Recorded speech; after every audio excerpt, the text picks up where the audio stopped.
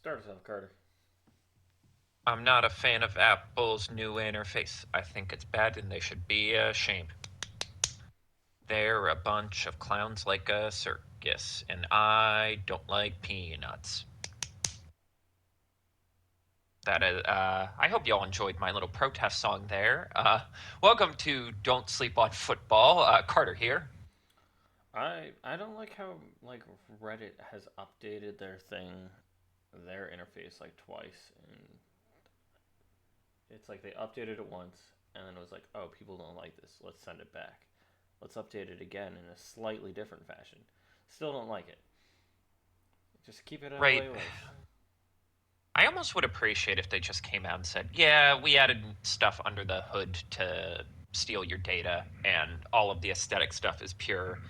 Yeah, so I mentioned we lost an episode of Disney Desk. I thought, or one of the recommendations I was given was sometimes the voice memo app will lose, like, you can get data back if you update like to the newest model. So I updated to iOS 26. For some reason, they decided to, and I think I talked about this. They originally on like iOS 18, and then they decided they want to do it by year. So now it's 26 for this coming year, and it's this Apple Glass stuff where like everything is see through in a weird, creepy way, but also like bouncy. Never mind, there's no such thing as bouncy glass. It's just so busy, and I'm like, and I think this is like a problem with app culture in general right now, and like in general, like all of our internet interface. It's like surely there is some middle ground between like the Apple side of like we have artists designing all of this and making it too busy and like impractical, and like the Microsoft like engineers ran this where everything looks like a butt but works Mm. correctly. Surely there's some secret third option we're not thinking about here, right? Linux, whatever the Linux option is. I'm not a nerd. I'm not a dweeb. I don't want to get a wedgie. It's not worth. That's not worth it to get a wedgie. Can there be a secret fourth option that keeps my drawers intact? No, let's just no but that one. Damn it. Well, all right. But anyway, we are on to week 11. We are finally into the heat of November. Basically, the back half of the season looking in now that we're done our mid-season awards. Basically, kind of a put up. It's the first time where I've actually taken like the in the hunt sort of like playoff stuff seriously, where it actually it feels like these games actually are consequential and serious. Like Yeah, when like when the Chiefs and the Ravens screw around and lose like 3 games in September and October, I'm like, oh, whatever. Yeah, they'll make it up on the back end. But now we're running out of road, and you really have to yeah, ask yourself like, shoot, is that team gonna miss the playoffs? yeah. Like a matter of like it goes from like yeah, like they're screwing around, whatever. Get their 3 losses, huge win streak towards the playoffs. It like as a September mentality, and then it's just like, oh, they've collected more since then. Right. Like seeing the Chiefs lose this week, I'm like genuinely like, oh, they might not financially recover from this. I yeah, Well, especially this week because it was a divisional matchup, but in general, like every loss it's feels like 10,000 pounds, and it's especially stressful for my team because we win and lose every damn week now. Apparently, yeah, especially with the heftiness of the Patriots that they're playing against mm-hmm. or in their division against. I'm uncomfy but comfy with the Eagles, Mm-hmm. where things aren't clicking enough for me to be like, yeah, we got this. Like, fortunately, got a win against the Lions this week, so it's like, all right, like a little bit of padding, but I don't have much faith because it seems very predictable a lot of this stuff. Mm-hmm. But fingers fingers crossed we do good slash our division rest of our division, actually not even the rest of our division, the Cowboys do bad because I'm pretty sure um, we have, so it's like the Giants and Commanders are both really just stinking up butts right now. It There's reeks. no there's no other way to say it. They have a combined total of 5 wins, Mhm. and yeah, Yes. Well, it's also like you said, fingers crossed, and I feel like that inappropriately, appropriately sums it up. Where it's like now that we're past the trade deadline, now that we're largely past a lot of the waiver claims, like there'll be some veterans who, like again, the NFL trying to steal all of the NBA's ideas.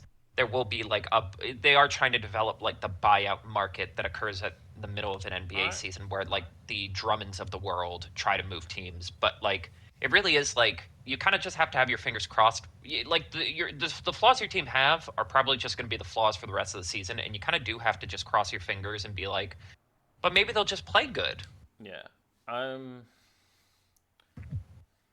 it, yeah, I'm like optimistic adjacent about their situation. I think. Oh God, what was it? I had a thought, but then I saw Wolverine on TV, and I was got distracted by it for a second. And he Um, was like, "Hey, bub." no, it's just a Wolverine just chilling there. Um, Oh,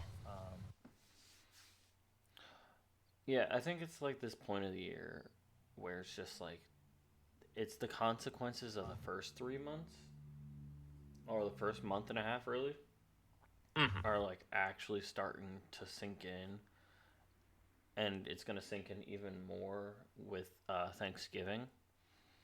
Oh, hmm, I remember what I was gonna say now, and this is a potentially hot take.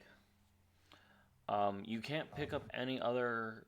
I vote you can't pick up any more people after Thanksgiving week or after the buys are done. Either or. right. Like Is that's. that I don't know if that's a rule or not, but I feel like after all the buys are done, I feel like that would like in my head it's like all right, you cannot pick people off the waiver. You can't. You can drop people still, but you can't like acquire more. right? You can pick up You people can. who aren't on a team, is my understanding. Because we've done Yeah, I that think you because can pick God up knows the people Bills have on had to do that before. teams, but my vote is you can't. You have to. You can elevate your practice squad people and stuff like that, and like rework your 53-man roster. But I vote once the buys are done. Yeah, buys are done makes more sense than after Thanksgiving. But once the buys are Mhm. done, it's like you have to work with the team you got for Right. like two reasons. One, it's kind of like just building on what team you have and stuff, and like you want to make yourself successful, but also it's like it stops like these I'm gonna chase like one last Super Bowl like team hoppers kind of situation, you know? Hmm. I agree with that. Because it's like I respect it, like I'm not saying he's out of like I mean he's out of shape for what he once was, but like let's say JJ Watt was just like, you know what, I got a couple games left in me. I'm gonna come back and I'm gonna join like this team right here, and it's like there's like a team that's like guaranteed to be in the playoffs. It's like if he was still in like relative prime shape, the dude's easily gonna take over whoever was starting at that spot. Mhm. Well, you know what's funny? We've had kind of that situation. Frank Ragnow, the center for the Lions, who announced his retirement going into this previous offseason, at the 11th hour decided he didn't want to do it. Announced he was coming back, I believe, shortly after this Eagles game, Yeah, and he did his physical, was declared a grade 3 hamstring pull or tear, basically like full on, like, oh, that thing is not attached correctly, and they end up being like, no, you can't actually do that, which I do think, like, there is a big gap between like the NFL players who, like, stay in shape. There's a lot of discourse this year about like the fact that Aaron Donald still looks like he could go out there and kick ass, but it's like, yeah, but it's a very different, like, it's not looking just like like the you can. intensity of the sport. Yeah, Yeah, looking looking like is you very can different than being versus able to. yeah, because like oh, I'm sure he could still hold his own against like some of the lower level guys, Mm, but like he is no longer in the same caliber as um, Miles Garrett with like right. Like he's Well, kind it's of also like well, it's also the addition of like also I have to imagine like the doctors who do the physical have to be way more sort of like strict than like the day-to-day work of like an NFL medical team because it's like again, it's so funny how much of it's the same thing in film, which is my sort of more field of expertise. How much of it is like insurance based? How much of it is like collateral and like assurances based of like case in point, like the famous one is always, Robert Downey Jr. almost didn't get Iron Man because, Paramount's lawyers were like, absolutely not. This guy is a like basket drug. case in terms of drug addiction. Yeah, We can't guarantee that he's not going to go on a bender, and we're going to lose like best case scenario, he's like too sick to film 3 days. Worst case scenario, he gets arrested. And like it took a lot of people in Hollywood kind of vouching for him and like offering to pay the insurance payouts if something went wrong. And that kind of is the same in the NFL where it's like, this is a $1 billion institution and you're offering to, you're supposed to give someone who hasn't played a snap this year like $1 million. Like that's yeah, kind of a hard sell. There, I do love the conspiracy that the NFL was like, no, you're not actually allowed to do this. Make whatever excuse you have to. But yeah. incidentally, and I know we actually have to talk about this week, but did you see the Stafford told a story about Aaron Donald recently, um, about how like his last year or second to last year there was like a Make-A-Wish kid, and as he described it, it's like the Oh kid my had recovered, god. like he Yeah, was going to be fine. Like it's the happy ending to the story where it's just a treat on top of like actually beating cancer, and it's like I want to be at a practice with Aaron Donald. And Aaron Donald's like, okay, let's do my routine. And yeah. apparently, about a quarter of the way through, the kid was hunched over a trash can, puking his brains out because Donald was like doing the full tilt workout. That was And from like this Stafford, off season when it came out. Or no, it was. I think it was when yeah, it was the off season when Stafford was on New Heights. right? Someone pulled up this story because I just saw it like last week when people were discussing like, could Aaron Donald do it? And I love apparently everyone was like, Jesus fucking Christ, man, can you relax? It's a child, like it's a 15-year-old. Yeah, It's one thing that he was doing this to like Jared Verse, that like huge leap from like college workouts to NFL workouts. But like this kid beat cancer like 6 months ago. yeah, Oy vey. Shall we dive into the highlights of the week? yeah. I guess so. Kind of one of my. Oh, right, I got to do the meme. The game of the year. At this time of year, centralized exclusively in Atlanta, Georgia. Um, so the Carolina Panthers end up stunning. It. The last time the Panthers and the Falcons played, the Panthers won 30-0. Yeah. They once again win again with a score 30-27, an overtime win. Bryce Young ends up setting the franchise record. Keep in mind, this is a franchise that had Cam Newton at one point with 448 passing yards. He throws for 3 touchdowns. It was a rare game where they actually could not run the ball at all, which for me is like the more impressive thing because so many of the Panthers like good performances I would describe as like, oh well, they got the run game going and that just opened everything up. No, they were averaging less than 3 yards a pop. They needed to kind of air the ball out for a change. And you go back and watch the plays, it really is like kind of it is the confounding thing about Bryce Young of like every couple of how did I describe it in the group chat? Very clearly, what has happened here is Bryce Young was gifted the incredible powers of All for One, but Something because like he's that. so small, he can only use it every other game. This is one of the games he got to use it and ends up blowing up a giant robot. But you it's for in like I don't know. Might as well lean into the stuttering. I feel like one of the Bryce Young. I'm trying so hard to figure this guy out, and maybe the answer is you don't have to figure him out, or perhaps this is just like I think maybe with Bryce Young, it is a matter of like if you don't have one of like the top five guys, the sort of like elite table of Mm-hmm. quarterbacks we talk about, Allen, Mahomes, Lamar. Sometimes we'll include Herbert and Burrow in there, and like Stroud, Love, kind of like on the fringes of that. Like if you can't have one of them, and you are like going for that like 12th to 15th range guy, is this not what you want? A guy who like maybe he's not the most consistent. Maybe he doesn't do he's not going to do this regularly, but you can guarantee 4 to 5 games a year he will objectively win you the game. Yeah. I think. Uh, Bryce Young is one of those quarterbacks that I don't want to say like vexes me, but I feel like he's got this unpredictability pool about him Mhm. where it's like, yeah, he can kind of turn it on like at some points, but I don't think it's like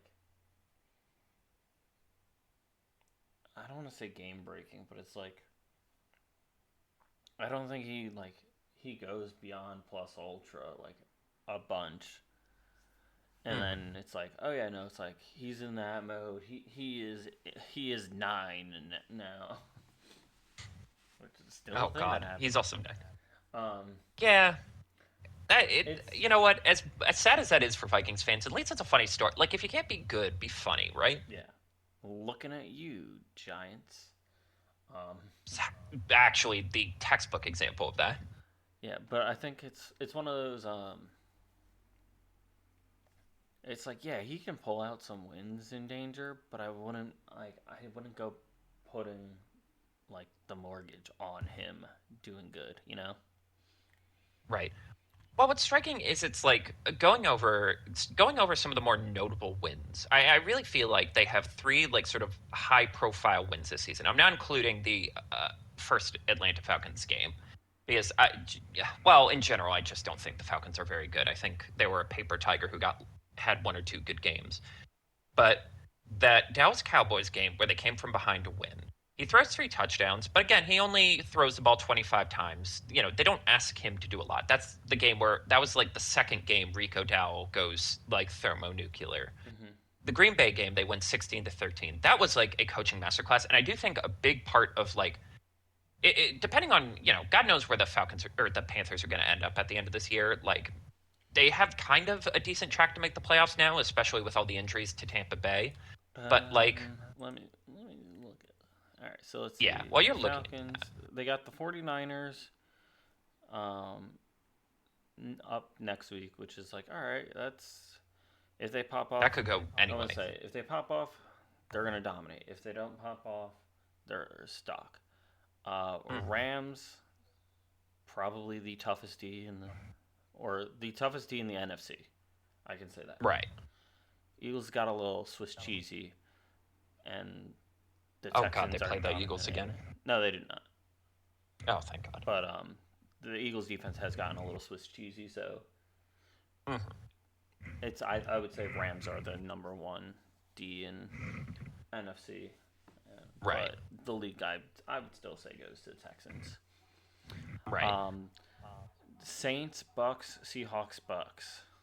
That is I mean, if they're just even like 50-50 in their division, that puts them in a really yeah, comfortable spot to make the playoffs. because 6-5 right now.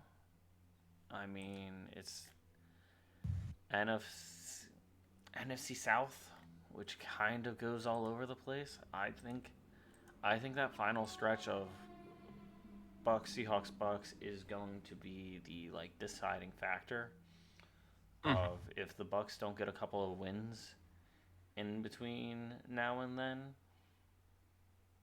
Panthers could eke something out, Mhm. and that's and I guess also the question. I mean, it's too close for the NFC West to really decide on, Mhm. in my opinion. Of like, yeah, like the Seahawks would be done by that point of like trying. It's like, Mhm. and if the I that's it's such a crapshoot division in a good way of Mhm. like 49ers, Rams, Seahawks are all fighting each other to death, and they're going to be for probably the remainder of the season. For like Right. it's gonna I it's probably gonna be two slots for that Right. division in the wild card, and then the last one is going to be probably an NFC North team. Mhm. But what's crazy is like logically, unless the Bears really implode on the back half, and we have to see because the Bears haven't played the Packers yet.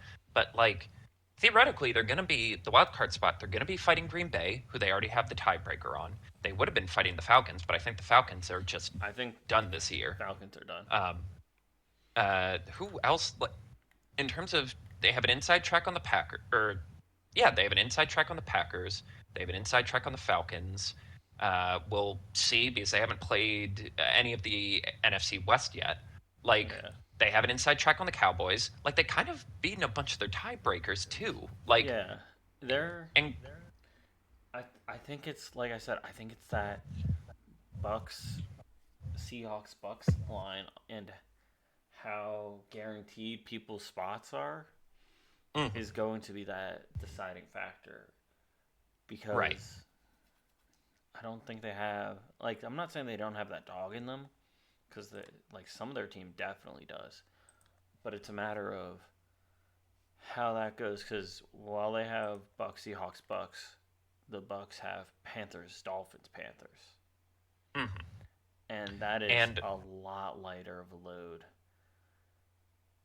right. They also still have the Saints and Falcons before that Mm. stretch, so it's like, all right, you kind of got that softball. Right.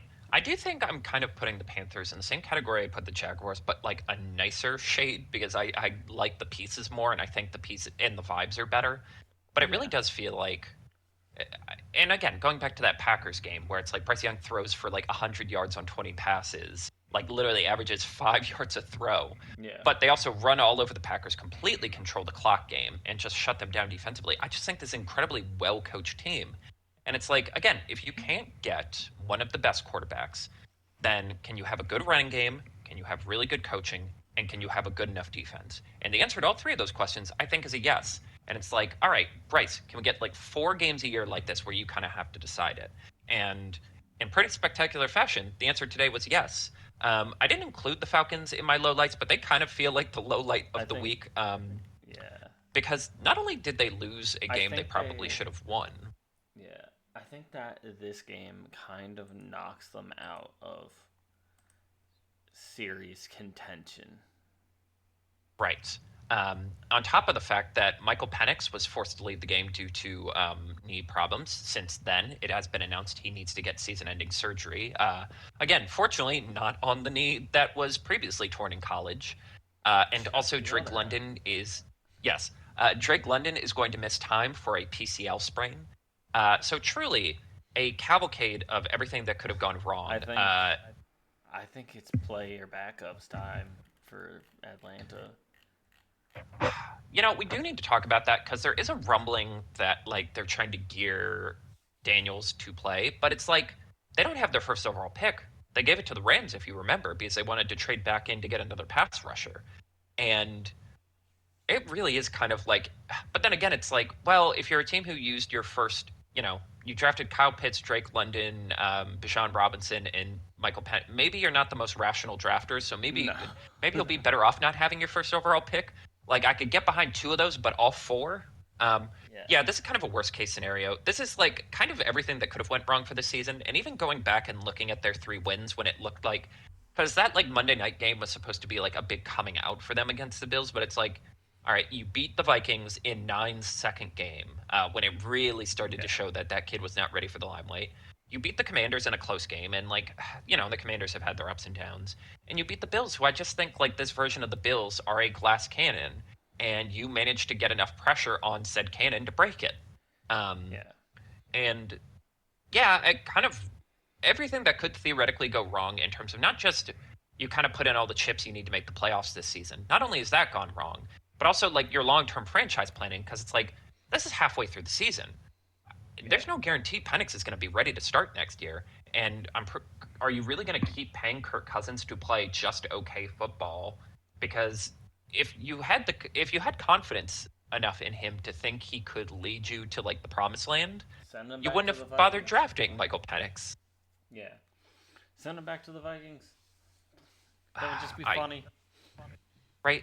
Well, I mean, But here's the thing: they it's actually won. KOC was able to win with him, so like maybe. mm.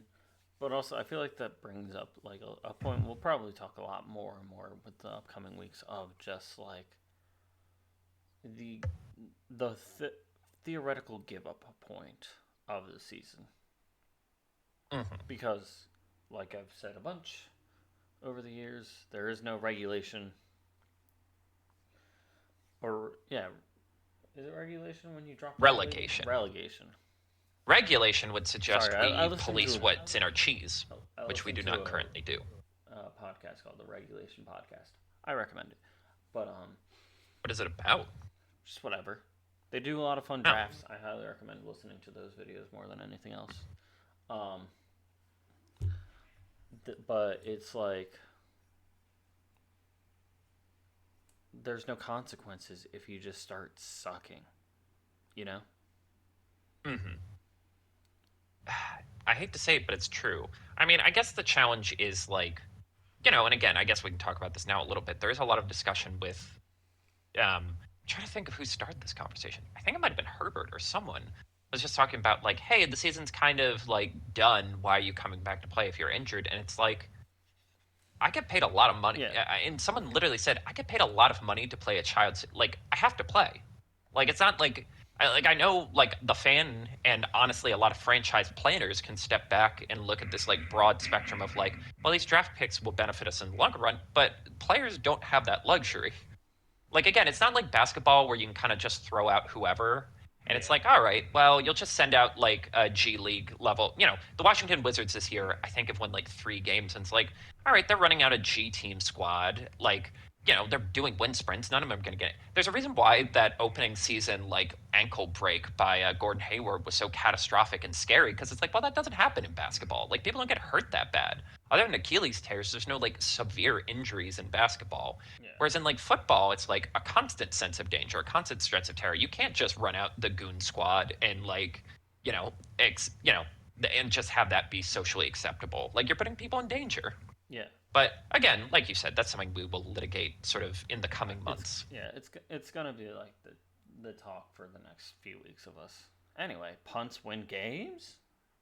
Yes. So the sort of game of the shoot, I could have done the game of the week thing here too, but this was a weirder, kind of sadder game of the week, but a really good one actually, and I think a very interesting one for like where the season's going to go. So the LA Rams end up defeating the Seattle Seahawks 21-19, a utterly striking game that felt like the Seahawks should not be in it at all. Sam Darnold had what we would call a bender. He threw 4 interceptions, and while one of them you can excuse away as like a weird tip drill, the other ones were like kind of classic Sam Darnold passes to the other team. Yes, and what we're talking about in terms of like the sort of it's weirdly similar to the Bryce Young discussion of like the spectrum of like the 12th to 18th best quarterback. It's like you kind of have to pick your flavor where it's like Bryce Young, game manager. He's not going to throw a lot of interceptions. He might like have some accuracy problems, but like he's not going to turn over the ball a lot in a way that's going to like cripple the team. Yeah. Whereas Sam Darnold, if the pressure starts getting to him, if like things start going haywire, he'll try to play hero ball and like disaster will ensue. Yeah, my favorite was the jump pass he tried to do. He had a guy coming at him from the front, guy coming at him from the back, and for some reason his brain chemistry in the heat of the moment said, what if I jump and then try to throw the ball? You can guess how that went. And what was striking, though, is despite that, the Rams were never able to put it away. When I've send my compliments to the Seahawks defense, this game is a masterclass, especially because on paper, they should have been really roughed up. McVay had the Rams going like super heavy, like 3 tight ends at a time and only 1 wide receiver, just trying to run it down their throats. And despite staying in nickel, they were able to keep the Rams at bay. The fact that they only got 3 touchdowns is kind of a miracle. Meanwhile, the Seahawks eventually just gave up on trying to pass the ball. They ran the ball 35 times and ended up just kicking. What was the final? 4 field goals. That's how you win games.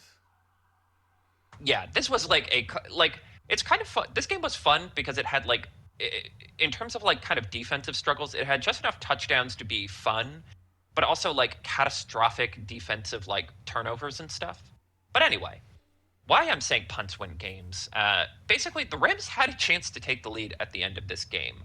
However, the punter for the Rams, Evans, he kicks a 50-yard punt and actually lands it directly on the Seattle 1. Perfectly bounces and rolls out of bounds at the exact 1-yard line. The Seahawks actually do, with only about a minute 50 left. I think they only had one timeout at this point. Actually end up pushing the ball downfield, getting 50 yards, but they end up having to kick a 61-yard field goal. And here's the thing, if that punt was any less than perfect, even if it was like a difference of like 3 or 4 yards, Seattle probably wins this game Hmm. because it was a decent enough kick. It just was just a little short. And it's like, it really is like, in terms of talking about the Rams as like, they kind of have it all together. It's like, even their special teams is helping decide games for them right now. And, we don't get to talk, we make a lot of jokes about field goals winning games, although I kind of gather you don't take them as jokes. No, Uh, it's a way of life. yes, it's a culture, it's a lifestyle. Field goal month will be, I don't know, how's November sound? I'll take that. Yes, field goal pride month. No, I can't make that joke. Um, but anyway, it is like, honestly, I kind of tip my hat to both teams because I do feel like I saw enough from both of these teams to feel like, okay, they're both kind of serious contenders. The With like a handful of weaknesses, a lot less weaknesses on the Rams side, obviously, and you know, I should be more mad at Sam Darnold for kind of costing his team the game, but it's like, well, that's what you get when you sign up for the Sam Yeah, Darnold experience. It's it's like, it's that it's like you said. There's like roles for different QBs, and like he's he's like a min maxer. mhm, exactly. He's either gonna have the best stats or in the week, or the worst stats in the league of the week. Right. It's like if you can't have one of the five best quarterbacks, you look at Sam Darnold and you say, look, we're going to roll the dice and we're going to hope that more often than not, the dice land on him throwing like 350-yard bombs that like push us ahead and give us a big lead. And it's like, yeah, you just kind of have to accept that's how you designed your team this year.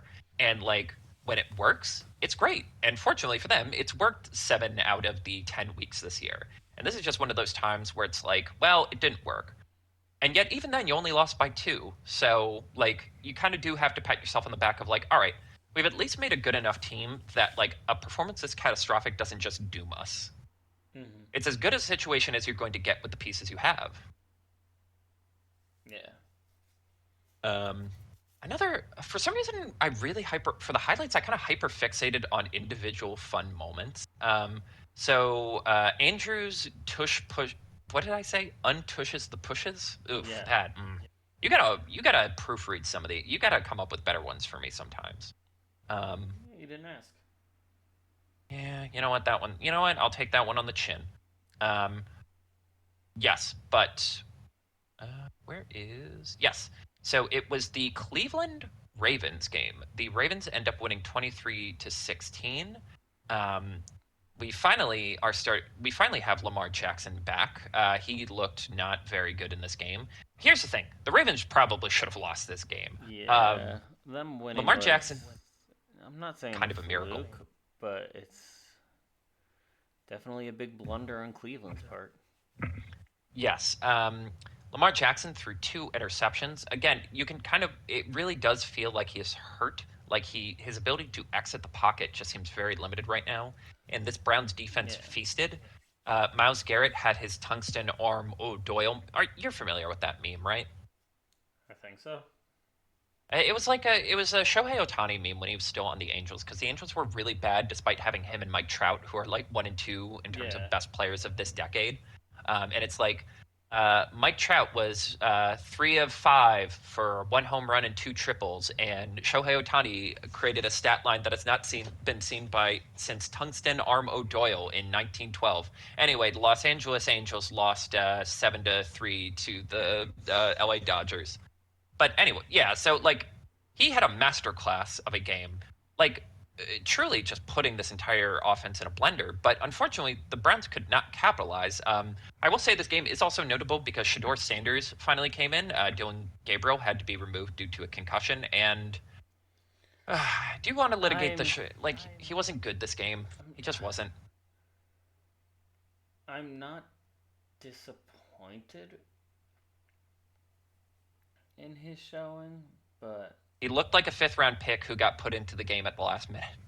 I mean, there's that, but it's just it was one of those like, man, are we like, I I don't feel bad for you not going in the first round moments. And I know a factor of that is 100% the team he's on, because that is a thing. Mm-hmm. Team he's on, huge factor. But it's like one of those like, man, like you're coming out here and you're just kind of, yeah,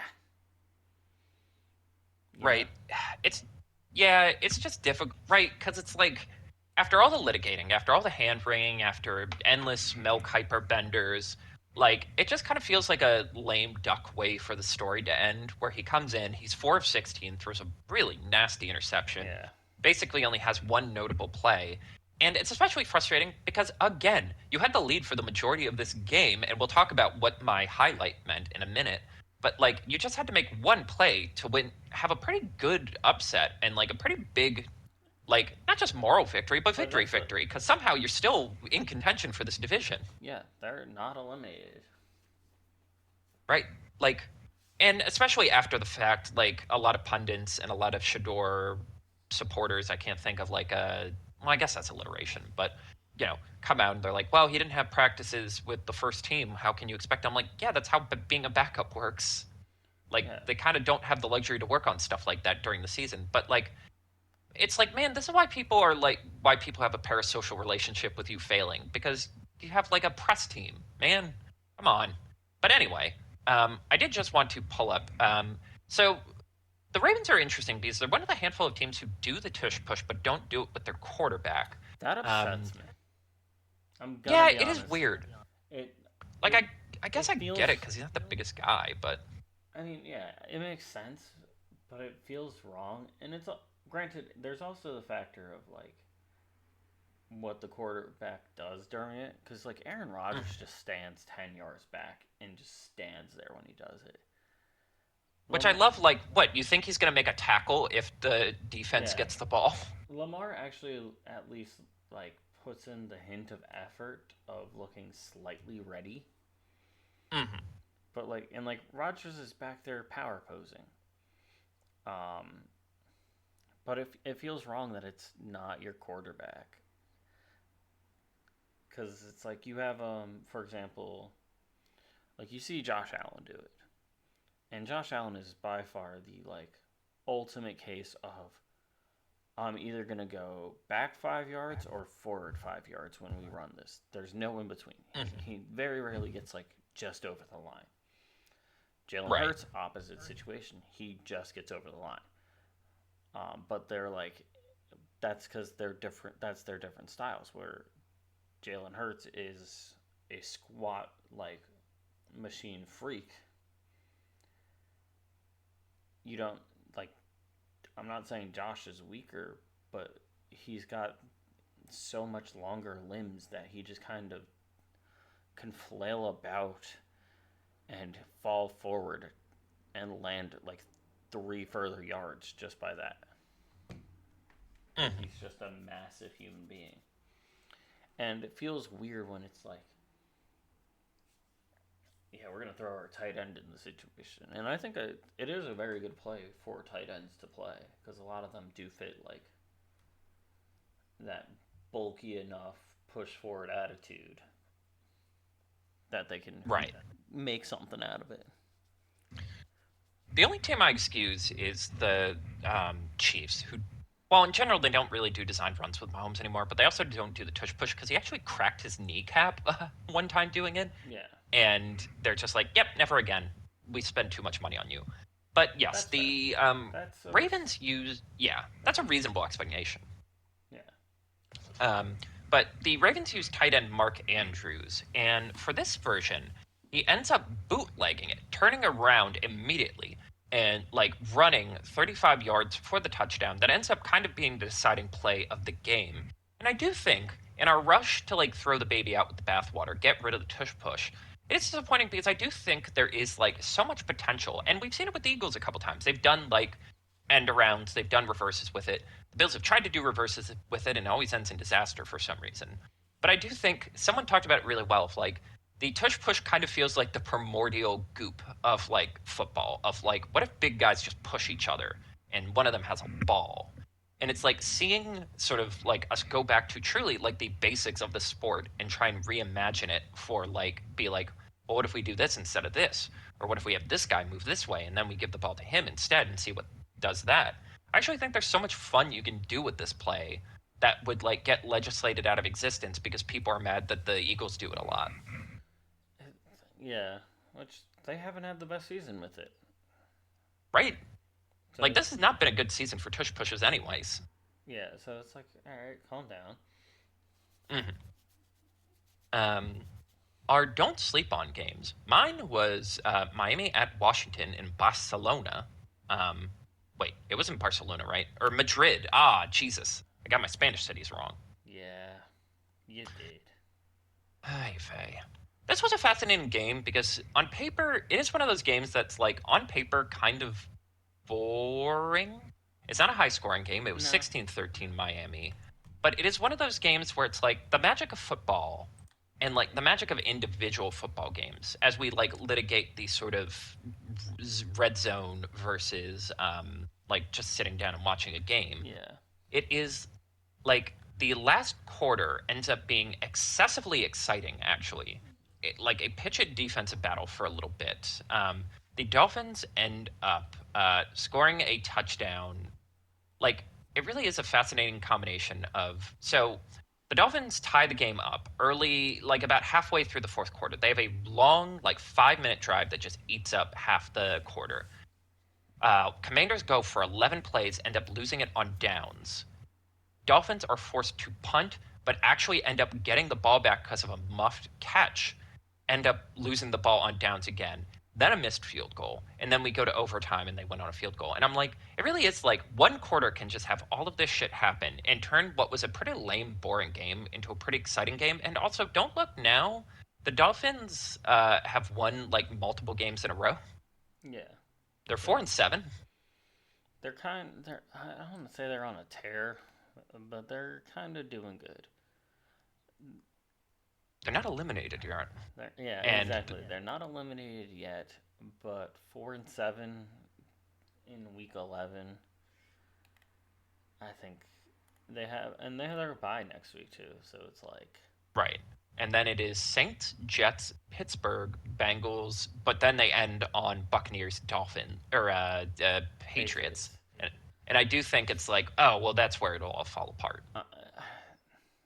I don't even think that's where it'll fall apart because I think it's just one of those out of contention points between like Steelers and Bengals first. Mm. And theoretically, if they keep on this pace, I think the Patriots are going to be sitting people out week 18. If you were to tell me the Dolphins actually squeak into that, I don't know. I just think that would be a very interesting spot because we've talked about, McDaniel being a dead man walking for how long now? You know, Over a year, if I'm being what honest. if they actually over a you're right, over a year. It kind of felt like they should have We fired started him talking last about year. it last season, yeah. And Well, like last what happens season, if I they think actually we make the gave it playoffs? like this. He did nothing to save himself. This season is going to be like the one, like that determines his job stability. Right. I do think like if they actually do go on a tear, and even if they're just like one game out, I do think like you could probably talk yourself into bringing him back 1 year and say like, look, we fired the GM who was oversaw like 2 to 3 different coaching regimes. Like maybe a new GM, we tie these two together and we just kind of like clean slate with the roster. I could see a scenario where you at least talk yourself into it now, even if it might not be the best choice. Yeah. Um, your game was Kansas City, Denver. We kind of buried the lead on this one, kind of the most consequential game of the week, and we're talking about silly plays and stuff. Yeah. No, I feel like this is. I mean, is it? like the strongest game of the week. Not really, but I feel like this is the most consequences. Um, I Broncos would say win pretty emphatically. 22-19 with a last second field goal, which last year was Were they one of the ones that blundered it, or was it one of the ones that got blocked? I I don't think it know. got blocked. No, I know what you're talking about. I think there was like a penalty that pushed them back 5 yards, and then it gets dunked. Yeah, like yeah, that was like the story of Kansas City last year of like their one score wins. Yes. Um, Whereas this season's the literal exact opposite. yeah, I think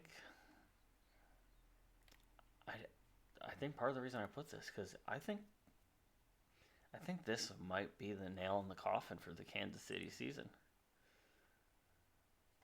And I know it's pretty early to call, and there's still a lot of football and a couple of softball teams for them left. Mhm. Looking at you, Titans and Raiders. But I think this might be the one that's like just the one too many because they're at 5 losses. They went out. They're at They're um, 11-5. Ugh. Wait, 11 no, and 12-5. 12, I hate technically this 12 and stupid. 5. But here's The last game is non-canon. yeah, but they're also behind a 9-2 Broncos, which is like okay, like that could be a little bit problematic. A crazy stats from the Patriots and Bills, where if whoever doesn't win gets, I'm gonna say is probably gonna do good enough to get a wild card seed, and then Mhm. this crazy fun AFC South where it's like, and they're still third in their division, and it's like let's say Chargers crap out, and it's like they're second in their decision. I would still say this might be enough to put them in that spot of just like you might not be able to guarantee. Like I can't guarantee you're gonna get in that spot because there's a very fun AFC South happening and an AFC East backup that's gonna kind of put people in places. Right. Yeah, I think that's the tricky part. It's like they kind of had to win the division because the wild card like The positioning is wild, so I bunched up and crowded. yeah, It's it's just crowded and it's I don't want to say dangerous, but it's I'm more afraid of the wild card of the AFC than the NFC. That picture, if that makes sense, because it's like, yeah, the NFC is gonna have like whoever doesn't win the NFC North and maybe a team in the NFC West Mhm. or two, but I feel like they're not as scary as going against the loser of Bills Patriots.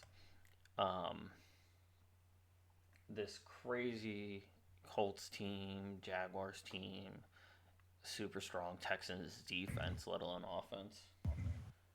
Mhm. That is just I would rather hedge my bets on an NFC in the hunt team than an AFC.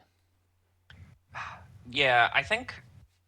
Well, I think the teams in the NFC will just be objectively better. I think the AFC teams will be more dangerous because again, I watched this Kansas City Chief team and I'm like, really? They're not like if you told me they're in the Super Bowl, I'd believe it because again, their high is so much higher than everyone else's, Yeah, which is the same thing I could say for the Bills where it's like Sean McDermott can cook up one decent game on defense and Josh Allen can go supernova, but it's like, yeah, but the moment to moment is so fucking bad, man. And mm-hmm. especially for the Chiefs, it's like they've already lost. Again, talking about like tiebreakers, this will be a big tiebreaker year. Yeah. They've already lost to Jacksonville and they've already lost to LA. And it's like, Oh all yeah, right, well, you got to get past both of them to make the playoffs. And you lost, the yeah the and in tiebreaker. scenario where Denver just completely shits themselves and you somehow like tie up the division with them, you'll have lose that tiebreaker too because you've lost all these AFC games. Yeah, I think yeah tiebreakers are clearly not going in their favor. Yes, they have Titans, Raiders, but they still have Colts. They have the Texans, a questionably healthy Chargers by the time they play it in the second week of December, and the Broncos again on Christmas. And Oh God. God, I hate Christmas games. I mean, Oh, Christmas that's is a good Christmas game. it's a good Christmas game, and I'm pretty sure Christmas is Sunday. Nope, that's January. You Oh, dumb piece of idiot. Christmas is a Thursday, so it's not an technically legal. it's technically allowed. Yeah, but it's the NBA's day. NBA's Christmas. Like, If that's when the NFL's I greed got too much for me. When they started encroaching on other sports' turf, I'm I like, you guys are getting a bit I agreed imperialistic. last year. I'm willing to make an exception for football as like on Christmas if it is on Sunday, Monday, Thursday, like a traditionally football related day. Hmm, I'm willing to yes. get I'm willing to give it them because other things play still on Thanksgiving. Yes. But honestly, even just talking about the game, like you mentioned, like, oh yeah, the last when the Broncos and Chiefs played last year it was close, but it was like one calamitous play at the end that gave Kansas City the win. It is so funny that, like, again, what's gone wrong with the Chiefs this year? And it's like, well, they're basically the same team as last year. In some ways, they're better. It's just like they don't have the aura of invincibility this year. They don't like win all these close They margin ate so games. much humble pie that they don't have the ability to intimidate. Right. They scored a touchdown. They scored a touchdown with about 10-ish minutes left in the fourth quarter, and it felt like, oh, here we go, game over. Classic Mahomes, 6 play, 73-yard drive. Just completely dominates. 21-yard touchdown pass to Kelsey. Like, game's over. Hmm. You know, and then it's like Broncos are forced to punt. It's like, all right, Kansas City, this is what they do. They're going to eat up the clock. They're going to score again. Game's going to be over. 3 and out. Broncos kick a field goal, tie game, and it's like, all right, about 4 minutes left. This is what Kansas City does. They're going to march down the field. They're going to use up all the clock. They're going to win an ugly game, but it'll be a win. 3 and out, 0 yards, 0 yards, take the sack. And then the Broncos kick the game winning field goal with 3 minutes. They eat the entire clock and kick the field goal. And it's like, again, I think I've mentioned this meme with the Chiefs where it's like, the Monty Python's Men in Tights of like, wait, I lost? I'm not supposed to lose. And they skim over the script, but it's like, no, the script's reversed. Denver's new Kansas City this year, where they seem to win games they shouldn't. Yeah. Like, the margin for error is not there, and I don't know. I will keep believing in the Kansas City Chiefs because I'll just keep telling myself, really, we're gonna have a playoffs without Kansas City? That doesn't seem right. It feels wrong. It, it would But be again, what you the were on first time. you were on the front lines of this. You said the big guys were gonna get humbled. Yeah, it would be like the first time in Mahomes' career where he's not in the playoffs, let alone. All right, I'm trying to see what hit. When did Mahomes get drafted? 2018 or something. 2017. 17. Goddamn, dude. Hmm. Right? Isn't it kind of crazy that like 13 seconds, both him and Josh were like 24, and now they're 30. Yeah. Yes, the 2017 NFL draft. I believe I got the right one there. Who was? Yeah, Oh, they it was were Miles trying. Garrett was the first pick. Okay, that's a good first Whackable, pick for yeah, that first draft. pick. Okay. And Browns went winless that year. Fun fact. I'm looking back. Oh, So God. six. I think. Yeah, his first season he had 6 losses. The 2023-2024 season, he had 6 losses. If he gets more than 6 losses, that's a new loss record for him. Jeez. And even with those 6 losses, he was still like number one in the division. Right? God, this is a weird draft. I'm sorry. Number Now one. I'm distracted by the draft. Let me rattle off some of these names for you, who are all turning 30, basically. Miles Garrett, first pick. Mitchell Trubisky. Yeah, good old Solomon Mitch. Thomas, who washed out.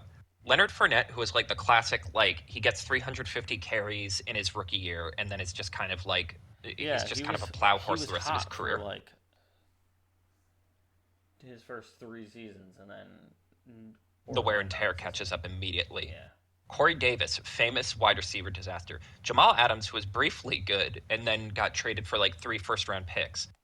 Mike Williams, who's been all right for most of his career, Christian McCaffrey with the 8th pick, John Ross, who never really did anything, then Patrick Mahomes, Marshawn Lattimore, Deshaun Watson, Hassan Reddick. The Eagles drafted Derek Barnett. Marlon Humphrey was in this draft.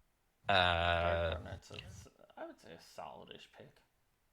oh yeah, Evan Ingram and David Njoku, two tight ends who are like consistent. The Bills traded back to give Kansas City that pick and end up drafting Tre'Davious White, who was an All-Pro cornerback. He's been better lately. He hasn't gotten beaten out by the rookie Maxwell Hairston yet. He's actually stepped up a little bit. And then T.J. Watt and Buda Baker in like the back half of the first round. Fascinating draft. God, I love dumb. Cooper Kupp was in that draft. Juju Smith-Schuster, Deion Dawkins, Alvin Kamara, Chris Godwin, Kareem Hunt. I'm just rattling. Give me a minute. Kenny Galloway, Johnny Smith, Trey Hendrickson, James Conner, Eddie Jackson. All right, I think we've run out of interest. George Kittle in the 5th round. Jake Elliott in the 5th round. Yeah. Jamal Agnew, Aaron Jones. I'll finish up the draft. Yeah, and then we're out of interesting players. Okay. Anyway, back to this season. Yes. Yeah, Sometimes I wish Detroit didn't go to Jared. Yeah. I feel like it's kind of something. Yeah. Yeah. Goff Come on. I thought that was pretty funny. I mean, it's solid. I wouldn't say it's your best one, but it's solid. And that's stalling as I pull up my notes for this game. Yeah. Yes. So the Eagles beat the Lions 16-9. A filthy, sinful game. It was a kind of grody game, if I'm being honest. Like, people were good. It was like a defensive showcase. I won't deny that. Like, the defense is on that, but like, the Lions went 0 for 5 on 4th down. Right. The Eagles went 0 for 1, which kind of makes a little bit more sense. 2 sacks versus 1 sack, 4 punts versus 7 punts. Eagles racking up 9 penalties. Detroit with 5. But it was a game. It was right. I think it was one of those just defensive games. Right. The weather was bad. It was cold as hell, and it was like kind of the classic like Jared Goff just has, and it's what we're talking about of like you kind of have to know the quarterback you have and just be prepared for the highs and lows. And there'll just be these games where Jared Goff is under a lot of pressure and the weather's bad, like it's cold and it's windy, and like sometimes his accuracy just falls off a cliff. And this was one of those games. I believe there were 2 full quarters he went without a complete, damn near 2 full quarters without a completion. Yeah, like he went 14 for 37. In real time, I believe one of the stats was he went about 30 minutes without completing a pass. Do you want to guess what his QBR was? 52. 9. I should guess my initial guess. Which is just comical. That feels passive aggressive. But outside of one big play to Jameson Williams, who's kind of quietly been like, as Amon-Ra's kind of been in and out of the lineup due to injuries, Jameson Williams has been boom or bust, but I am kind of like, again, do you repivot the offense to be like, what if we build it around a speedster, not a route runner? I feel like in terms of like wide receiving rooms, it's you do the Tyreek thing and build it around a guy who runs really fast, or you build it around an Amaron guy who's just like the surest hands and catches 12 balls a game. They're also going against probably if it's their starters, the toughest 2 corners in my opinion or 2 of the toughest, with Quinyon Mitchell, who is crazy good at his position, and Cooper DeJean. Exactly. And I don't want to say that like Goff doesn't get lucky enough to get past them, if that makes sense. He's still a good quarterback, but again, 12 to 18 range where it's like you can win with that. Yeah. But sometimes you'll have to win in ugly, or you'll have to win in imperfect ways. The margins are not as secure and safe. And one of the margins the Lions needed is their running game, and that was not the case. I know the Eagles' defense has been a bit spotty this year, but this is one of those games where it's like, right, we can force a team to average 3 yards a carry and force them to throw in bad weather. Again, in terms of talking about why home field advantage matters, it's like, yeah, if the Lions get the number one seed, they play in dome, and that gives them a huge advantage because that's how they're built. If the Eagles get home field advantage, they're used to playing outside in the cold, and they get to dictate the terms of engagement. Yeah. Yeah, just kind of a frustrating game for the Lions and a really weird year. Like, quietly, I feel like Kansas City and Baltimore and Buffalo imploding a little bit has kind of sucked out the air from the NFC, where we're like, wait a minute, the Lions are 6-4. Yeah, it's like you have a very competitive NFC North and you have a very competitive NFC West, and it's very quiet because the juggernauts of the AFC, who are like nobody can deny, they were like the guys for the last, I would say, since 2020 season, easily, if not a little bit before then, of the Bills, Ravens, and Chiefs. Of like, yeah, these are the guys. Right. Right. Because I do feel like a lot of the talk about like the sort of great teams getting humbled has taken the AFC because of the quarterbacks, because we love talking quarterbacks. Um, but it really is like quietly, you know, the Lions have been right there. Year for the NFC side of things. Yes. Like, the Eagles and who's that other guy? The Rams. John Jacob Jingleheimer Schmidt. Yeah, Eagles Rams have been like had a very cold war over the number one overall. And it like there hasn't been a trade off really between them yet, but it's like one of those what's it called things where it's just like the second the Eagles slip and the Rams don't, the Rams take the spot. And you have a very quiet like Lions, Packers, Bears, Seahawks, and 49ers. All hovering around where it's like, if they both screw up, maybe we can take it, like jump in. Right. Yeah, I just really don't. The Lions are just a weird team this year because the moment to moment, and this is like where the red zonification of the NFL can get tricky, because it's like if you're just watching red zone, you only see the highlight plays, and the highlight plays have looked like they always do: methodical downfield passing, like huge Crazy openings in the catches running by game. Jameson Yeah, cool catches, fun artisanal play calling, going on fourth down every time and getting it. Like all this stuff feels the same, and I'd argue Jahmyr Gibbs has actually gone up a level. But like when you watch the full game, you do just see these periods where like they stall out in ways they didn't last year. And I really do think, like, again, we talk so much about coordinators because, like, the meme in the NFL now is whenever something goes wrong, it's obviously the stupid fucking coordinator's fault. The Rizless, air fryerless, what's the Hawkeye main? I was gonna say Hanzo main. I'm like, no one plays that game anymore.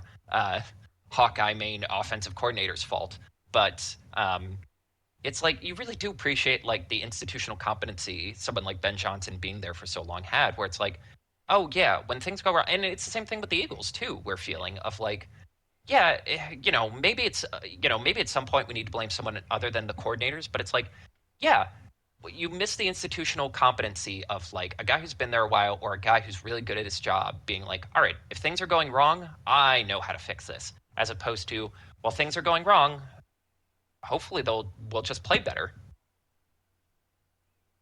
Yeah. Like the difference between a good offensive coordinator and a bad offensive coordinator is a coordinator who can fix things versus a coordinator who's going to be completely dependent on the talent of the offense to bail him out. I can agree to that.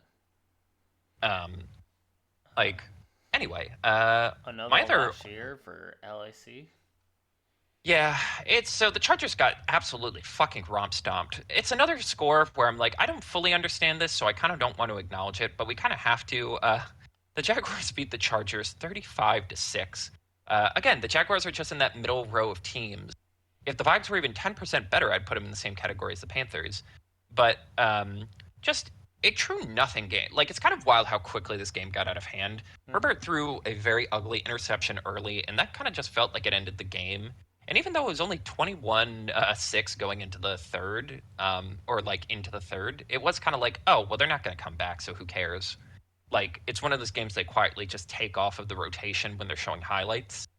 And it's like, yeah, they've had injuries on defense. They don't have the starting running back. They don't have the two starting tackles. And Herbert got hurt during this game, so Trey Lance had to play some snaps. Remember Trey Lance, everyone? Yeah. He's sort of back. Yeah, I And think it really. they're Oh, at. go ahead. I was gonna say I feel like they're at this very interesting spot of like their healthiness versus others, like other healthiness for like their offensive line, receivers, everyone is what could hold them back. I Hmm. think 100% definitely one of the strongest teams, but they really haven't hit that this year. Yeah. Well, they did. The They did problem at is, the it was beginning, literally for like the first 3 weeks. and then they started falling apart. Right. Here's the bright side, though. They still have a Raiders game, and when they play the Eagles, it's going to be Monsters Inc. themed. That's fun. Their left tackle looks so much more fun when it's a noodly monster guy. I was gonna say it's gonna be a big bulky one, but yeah. Oh, shit, you right? Duh. uh, are you a fan of Monsters University? I don't I have a lot to say about the Chargers, so. I was gonna say I mean I kind of am. We had this discussion already. Really? We had For this Monsters U specifically? um not like yeah, I brought up the time of with Monsters University how like I saw the meme of like all the major playoff contender teams are all like the scarier frats, and then it's just the Hmm. Bears Oh, as like the yeah, yeah, yeah, best yeah. conference. Yes. Um, yeah. That's a movie I weirdly come back to watch a lot, and I'm like, I don't know if it's good, but I do like it. But anyway, it's just It's frustrating I mean because, it's that peak timing of it came out right as we were entering our freshman year of college. So right, there's a nostalgia factor to it, but it was that weird time in Pixar where it's like no one wanted to bleed, I guess, for lack of a better word. Like, Lasseter was kind of getting pushed out of the mm, company. They didn't really have a vision. They were kind of just playing the hits in terms of bringing back. Like, they weren't. We don't have time for this. We're already an hour in, but like, that's a Disney it's like, discussion. yeah. I'll say it was a weird period where like all of the talent they were developing decided to just go to different studios because they weren't getting a chance to direct. So it was just the same directors directing sequels and follow-ups to stuff they'd already done, and it's like diminishing returns. And then of course they do get a lot of good directors, but unfortunately Luca and Turning Red come out in Disney Plus and kind of kills the whole goose. But anyway, yeah, it's just frustrating because again, the Chargers have been that nerd franchise for so long where you're like, the talent's there, it's there. Look at the analytics. This should be a good team. And every fucking year, it's something else where it's like, well, this is Harbaugh's first year. They need time to develop the talent. Or like, oh, well, this coach, Stefanski or Stanley's a lame duck coach. We gotta wait that out. Or like, oh, Herbert had like a rib injury the entire year. And it's like, yeah, I guess it's just another one of those years. Sorry. Like, I know that's not Yeah. fun to keep making excuses for the sexy LA team, but mm, Yeah. um, Anyway, notable elimination notes. season, or yeah, Oh yes, first yes. elimination season is upon us. I guess this could also technically be a notable note. So years are getting threatened. Mhm. I'm just gonna put that out there now. Now with the Titans who have only one win, a couple of teams with twos and threes. This is this is not going to be some some people are going to start feeling heartbreak in the very near future. Right. Did you see that the Titans? Right, because now it's well. First, now it's actually like there's so few games left. There actually is mathematical way. Like there's teams have run out of road basically. Like every loss actually could eliminate a Yeah. lot of teams. But did you see that the Titans have announced they haven't rolled out drafting a quarterback with their first round pick? I I mean, I can believe that. I don't I don't think Cam Ward is the problem though. I think there's so many other deficit points Right. that It's just, even again, like bad teams stay bad because of this. yeah, I think offensive line and receiving core could use a little bit help more. Their defense is relatively solid, Hmm. but They're I not as bad as they look. It's just bad coaching and I a lack think of skill position I think players. them dropping back a couple of spots to get an extra like second round pick, as well as the like a fifth pick instead of the first pick, and them Mhm. working on O line and or like taking the top receiver of the draft is a lot more intelligent of a move than passing on Cam Ward this quickly. Because he's already proven, in my opinion, to be better than Levis. Remember Will Levis, Mr. Mayo? Oh, God. Yeah, there should just be a rule. You're not allowed to do ads until you're not allowed to do national ads until you've won a playoff game. I think that just needs to be a rule. It fucked up Baker Mayfield. It was embarrassing for Will Levis. Like, it's one thing for these NIL guys doing like ads for like local car companies and stuff, but like, Yeah. no national ads until you win a playoff game. At least, Allen waited until like now to start doing a lot of ads. Like, you gotta have some clout first, otherwise it's cringe, and it makes the memes you created even funnier. Mm-hmm. But yeah, no, it is like this isn't a Josh Rosen situation where you can immediately identify, because even if you don't think he's the guy, you gotta at least like do the thing the Bears did with Fields, where you trade down, you wait a year to draft a quarterback, and you give him one more year, and if it really doesn't improve, then you go for the quarterback. Don't don't throw the baby out with the bathwater here. I just think it's frustrating, I guess, for lack of a better word. But anyway, um, notable notes. Josh Allen once again had 3 rushing touchdowns and 3 passing touchdowns in a fascinating game against the Tampa Bay Buccaneers. What was the final score of that game? I'm on the wrong tab. Don't mind me. I'm looking at the charger still. Don't mind me. I could probably also look it up, but I'm not gonna now. I'm gonna let you hang yourself with the rope. 32-44. Yes. And again, it's like this is why we can't quit the Bills, because it's like on any given day, Josh Allen can do this. The only other quarterback to do this, do you know? Josh has done it twice now. Ah, God. Is it Baker? If I'm on the watch No. list. That would be funny. That's a believable stat actually, but no. I'll give you it is another Browns quarterback though. Shador Sanders. I honestly don't know. Mm. I got nothing. It is Otto Graham, who played pre AFL NFL merger. Um, he won like 7 NFL championships. That was like the pre Super Bowl championship with the Cleveland Browns. He's kind of famous for being like the guy who gets grandfathered into all of like the old guy numbers and stats. As like, no, he was like the greatest of the OGs, as they say. Um, Not much else is known about. I used to have I have it somewhere. I got to dig it out. It was like the quarterback book. It was like when Sports Illustrated did these big um, like coffee table books for like various sports. And the idea is it ranked the 50 best quarterbacks, and I believe it was like 2006 ish. So it was like Tom Brady's first 3 Super Bowls. They hadn't factored in all the other ones. So it was Johnny Unitas, Mm-hmm. Joe Montana, Otto Graham, I believe, were 1, 2, 3. I believe Peyton and Tom were still in like the 12 to 15 range. I gotta find it. It's a cool artifact in terms of like where we were ranking all these guys before their careers were over. I know it's here somewhere. Yeah. Um, but it felt, if notable notes is like the point of notable notes is like to acknowledge greatness or remarkable feats. I felt like it was important to bring that up, No, even though I'm kind of tired of talking of the Bills. that's fair. Um, Question I'm on the tired of Bills. these Buffaloes.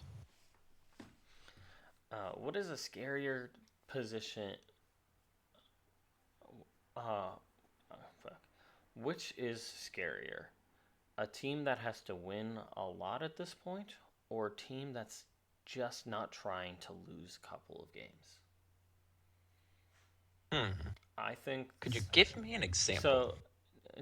It's it's kind of arguing who would be a scarier opponent, the team that has a playoff spot more confirmed, like your division leaders and stuff, where it's just like nothing's confirmed yet, but they just have to not lose, or a like more on the outside looking in the hunt team where it's just like, oh, we have to go off, like, but we're still very real in the conversation. I think the latter. I really do think it is like a. I think the team that's trying to win a lot is a lot scarier, because if you're just trying to not lose a couple of games, it's like, all right, you can get away with just kind of bullshitting around, but if you're Yes. trying to win, you're going out guns ablazing every single week. Yes, it is, especially because it's like the this sport is very I like people say momentum doesn't exist, but football momentum absolutely exists in terms of like teams getting hot at the 11th hour to get into the playoffs and going on runs. Like Jesus, Tom Brady's legacy is forever changed by the fact that two Giants teams decided to just wake up in December and go on a heater. Again, Joe Flacco's entire legacy is built around having one of the greatest playoff runs ever recorded. Someone was rattling off the stats, and I wish I wrote them down because they really are impossible to believe. He had like he had almost half a season's worth of stats just in the playoffs alone. Like, I do think something about that is so. And the alternative is, I maintain, like, I hate teams who start resting players before the playoffs. I think it is always a vibe killer. I always think it's a momentum killer. I'm fully convinced Peyton Manning would have 2 more Super Bowls if they didn't rest guys going into their playoff bye week. Because it's like, I just believe it's so much harder to get the gears rolling again. Yeah. No, I can understand taking a bye, but I think there is a threshold of too many. Like, if you're guaranteed to win your division, you're not going to shift too far, win or loss, like in actual positioning, and you want to rest people week 18, but you don't have that bye week. I think Mhm. taking a week off, let people heal up, play some backups and stuff. I think that makes sense. A lot of sense logically. It's the teams that rest for like two, like say somebody locked the first place overall for the conference in week 15. I don't know how Mhm. possible it is this season, but let's just say it happens. Um, it's like, all right, cool. We're gonna rest people for theoretically a month if we just start resting immediately. And I feel like that's just basically trying, like, asking to start over again. Mhm. Taking a week off, letting people rest, playing a couple games, and then finish, like, letting some backups play, and then like final week doing some rearranging of like spots and qualities, and letting people, like, using that time to test things out. I would say is fair game, Mhm. but anything longer than a week rest, I feel like is a hindrance. I agree with that. Yeah, I just think like there's so many teams where I just see you just feel it where they take their foot off the gas at the 11th hour and like you're just like, Mm-hmm. yeah, what did you think was going to happen in the playoffs? This team has been fighting for their lives for 2 calendar months, Yeah, and you've just been vibing out. Um, shall we move on to next week? yeah. All right, starting with next week. No more abroad. I'm 99% sure that Madrid was the last foreign game. Oh, say, can you Yeah, see? I mean, it's not a matter But of no, we're not doing all that. political nature. It's just a matter of no Well, I don't know. 9:30 Next a.m. year's the games. two. Well, to be fair, next year is the 250th centennial, so maybe we will just be like, next year, all the football games are in America. Okay. No, they're already confirmed games for Australia. Well, oh, well, that's actually fun. Oh, they should do a Bluey cast. Come on, Get that's on a the no. layup. I'm laughing because that that's a good one, and I think I was gonna say you should start pitching it now. Yeah, we gotta get it. Yeah, because rigging those like little setups takes time. We gotta get on top of that. We gotta have Lucky's I'll dad on the sideline pulling a hammy, like, you know, I'll let I'm supporting this one from you. I think it'd be like fun in an extra silly way. It'll help promote the movie. Yeah. Anyway, Um, bye weeks. yes. We got a couple. My yes.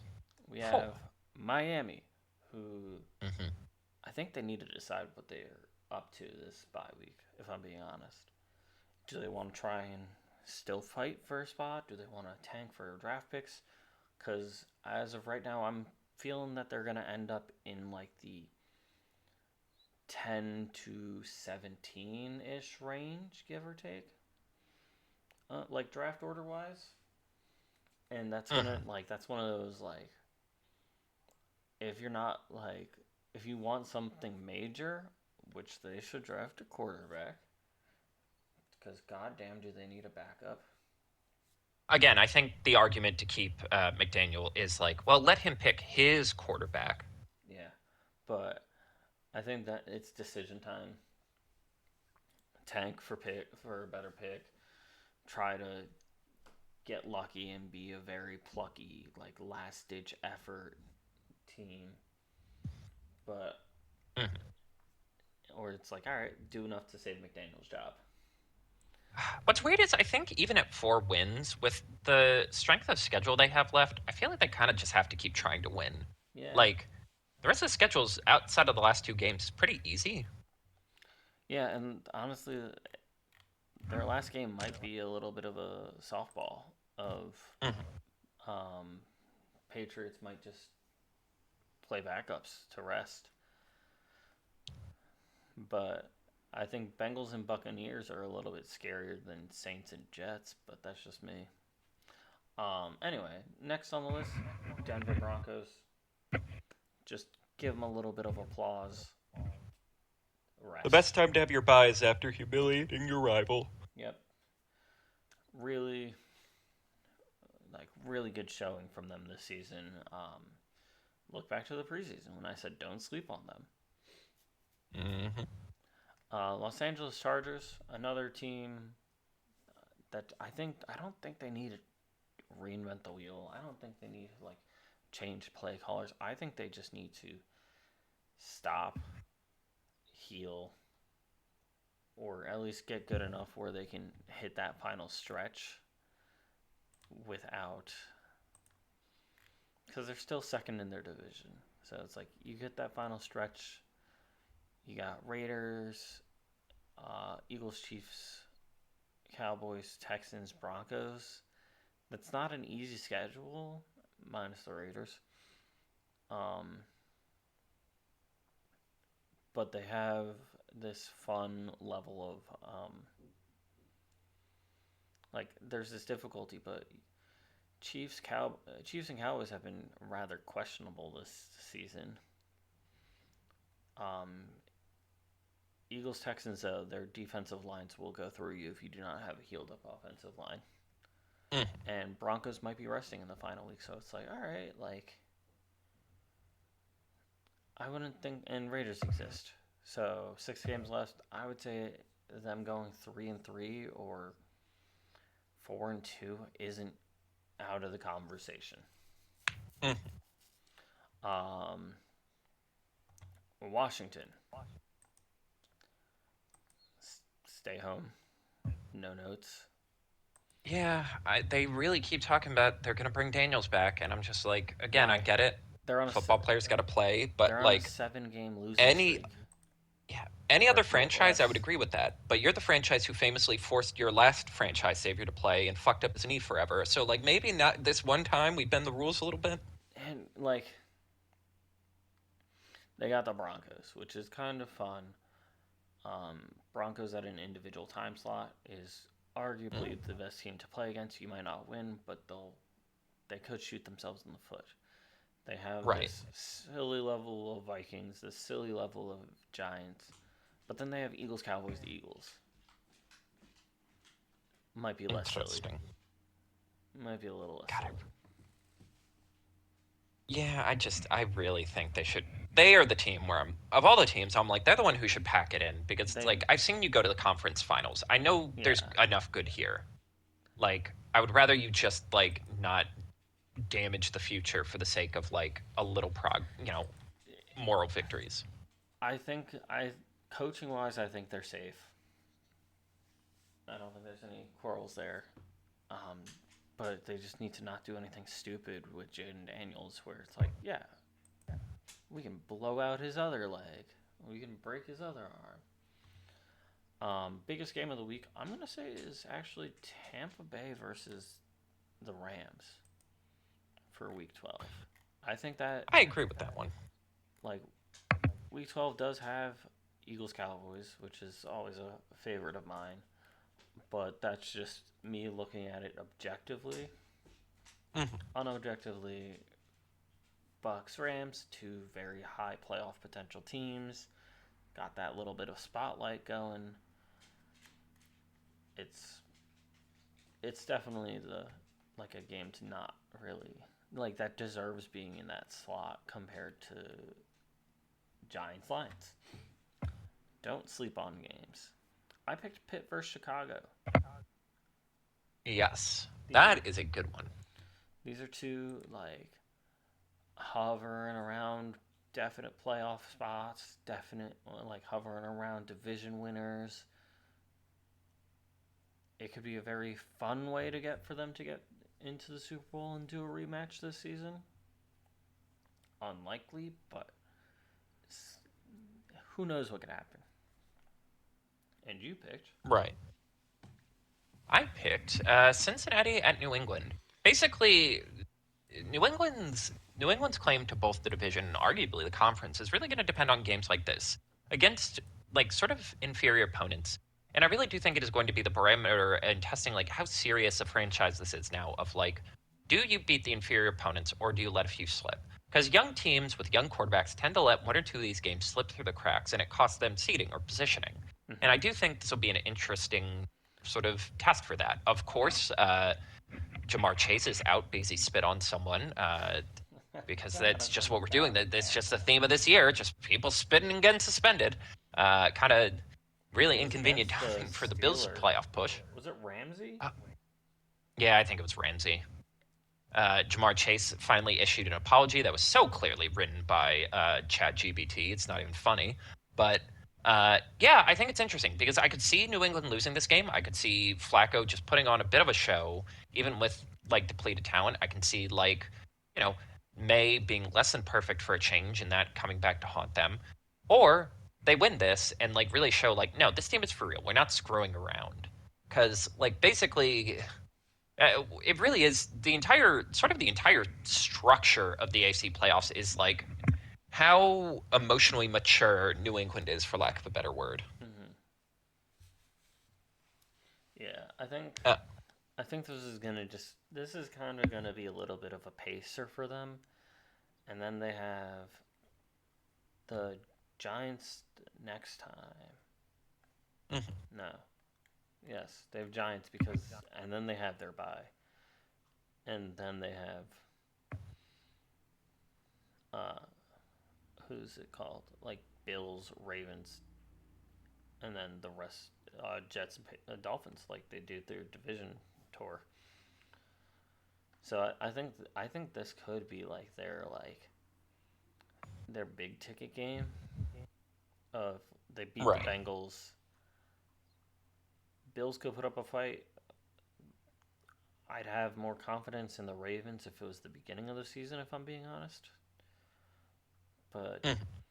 Giants, Jets, Dolphins, who are kind of like futzing around teams this season, Mhm.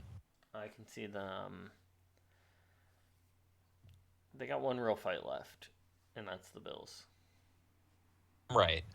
And it's like, yeah, but unfortunately for the Bills, because they've screwed around so much, I really do think they're going to need the Bengals or the Patriots to at least flub one of these games to give them an opening. Yeah, I think it's less of them kind of pulling off a flub and just being like, yeah, when are you gonna start doing your silly like you just start resting people. Mhm. Jets and like say they rest for the Jets, Jets get a cheeky win. They rest for the Dolphins, Dolphins get a cheeky win. That could be enough to put the Bills in the correctish direction. Hmm. And the Bills have Steelers, Texans, Steelers, Bengals, Patriots, Browns, Eagles, Jets. So yeah, they really need a couple of blunders from New England. Hmm. Shall we send them on their way for this week? Yeah, send them home. Thank you all so much for watching. As we roll on to November through Thanksgiving, we'd like to express how thankful we are for all of you. And we hope you're having a pleasant sort of back half of autumn. As the last of the leaves begin to fall and that cold breeze hits, no matter what, we always got football to be thankful for. So let's watch some more games.